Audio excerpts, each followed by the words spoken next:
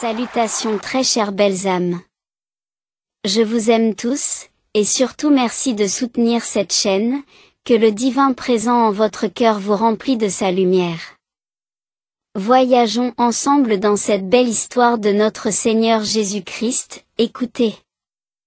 C'est fascinant. Jésus savait que les pharisiens avaient appris qu'il gagnait et baptisait plus de disciples que Jean-Baptiste. Pourtant, ce n'était pas lui qui baptisait, mais ses disciples. Alors, il quitta la Judée pour retourner en Galilée.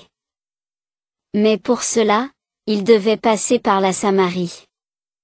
En chemin, il arriva dans une ville appelée Sychar, non loin du champ que Jacob avait donné à son fils Joseph. Là se trouvait un puits ancien, le puits de Jacob. Fatigué de son voyage, Jésus s'assit au bord de l'eau. Il était environ midi, le soleil était haut. Soudain, une femme samaritaine arriva pour puiser de l'eau. Jésus la regarda et lui demanda simplement, « Donne-moi à boire. » La femme, interloquée, le fixa. Un Juif qui lui parlait? C'était inattendu. Les Juifs et les Samaritains n'avaient pas de relation. Elle répondit, un brin méfiante, « Comment peux-tu, toi qui es Juif, me demander à boire, à moi, une femme samaritaine ?» Mais Jésus, avec un sourire mystérieux, répondit, « Si tu savais quel est le don de Dieu, et qui te demande à boire, c'est toi qui lui aurais demandé, et il t'aurait donné une eau vive. » La femme fronça les sourcils. Une eau vive? Elle observa Jésus. Il n'avait rien pour puiser et le puits était profond. Seigneur, d'où aurais-tu donc cette eau vive? Demanda-t-elle, intriguée. Puis elle ajouta avec un brin de défi, es-tu plus grand que notre père Jacob, qui nous a donné ce puits et en a bu lui-même avec ses fils et ses troupeaux? Jésus la regarda avec bienveillance et répondit avec une profondeur qui transperçait l'âme, quiconque boit de cette eau aura encore soif. Mais celui qui boira de l'eau que je lui donnerai n'aura plus jamais soif. Mieux encore, cette eau deviendra en lui une source qui jaillira jusque dans la vie éternelle. Immédiatement, elle lui dit, « Seigneur, donne-moi cette eau, pour que je n'ai plus jamais soif et que je n'ai plus à revenir ici. » Jésus, avec une sagesse insondable, lui répond, « Va, appelle ton mari, et viens ici. » La femme, surprise, répond, « Je n'ai pas de mari. » Jésus, avec une lueur de vérité dans les yeux, déclare, « Tu as bien dit, je n'ai pas de mari. Tu en as eu 5, et celui avec qui tu vis actuellement n'est même pas ton mari. Tu as dit la vérité. » La femme, stupéfaite, réalise qu'elle se trouve face à un homme exceptionnel. « Je vois que tu es prophète, lui dit-elle. Elle continue, « Nos ancêtres ont adoré ici, sur cette montagne, mais vous, les Juifs, dites que le seul lieu pour adorer est Jérusalem. » Jésus répond, « Femme, crois-moi, l'heure arrive, et elle est déjà là.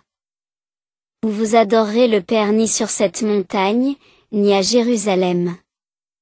Vous adorez ce que vous ne connaissez pas, mais nous adorons ce que nous connaissons, car le salut vient des Juifs. » Il ajoute avec autorité, « L'heure vient, et elle est déjà là, où les vrais adorateurs adoreront le Père en esprit et en vérité, car ce sont eux que recherche Dieu.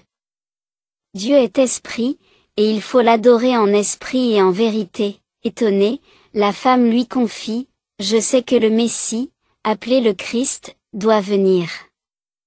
Quand il viendra, il nous révélera toutes choses. » Jésus, dans un souffle, lui répond, « C'est moi, celui qui te parle. » À ce moment-là, les disciples arrivent et sont choqués de le voir parler avec une femme. Mais aucun d'eux n'ose poser de questions. La femme, bouleversée par cette rencontre, laisse sa cruche et court annoncer à tout le village, « Venez voir un homme qui m'a tout dit, qui connaît tout de moi. » Ne serait-ce pas le Christ? Les villageois, intrigués, se précipitent vers lui. Pendant ce temps, les disciples pressent Jésus de manger. Mais Jésus leur répond, « J'ai une nourriture que vous ne connaissez pas. » Les disciples, perplexes, se demandent si quelqu'un lui a apporté à manger. Jésus leur explique, « Ma nourriture est de faire la volonté de celui qui m'a envoyé, et d'accomplir son œuvre. » Il leur dit aussi, « Vous dites qu'il y a encore 4 mois avant la moisson, mais je vous dis, levez les yeux et regardez les champs, ils sont déjà prêts pour la moisson. » Il poursuit, « Celui qui moissonne reçoit un salaire, et amasse des fruits pour la vie éternelle. Celui qui sème et celui qui moissonne se réjouiront ensemble. » Il les rassure, « Je vous ai envoyé moissonner là où vous n'avez pas travaillé. » D'autres ont semé, et vous récoltez ce qu'ils ont semé. De nombreux Samaritains croient en Jésus grâce à la femme et à son témoignage, « Il m'a dit tout ce que j'ai fait. » Quand ils viennent à lui, ils lui demandent de rester avec eux, et Jésus passe 2 jours parmi eux. Un plus grand nombre croit à cause de ces paroles, et ils disent à la femme, « Ce n'est plus à cause de ce que tu as dit que nous croyons. Nous l'avons entendu nous-mêmes et savons qu'il est vraiment le Sauveur du monde. » 2 jours plus tard, Jésus part pour Galilée, sachant qu'un prophète n'est jamais honoré dans sa propre ville. Merci pour votre bonne écoute très chères belles âmes.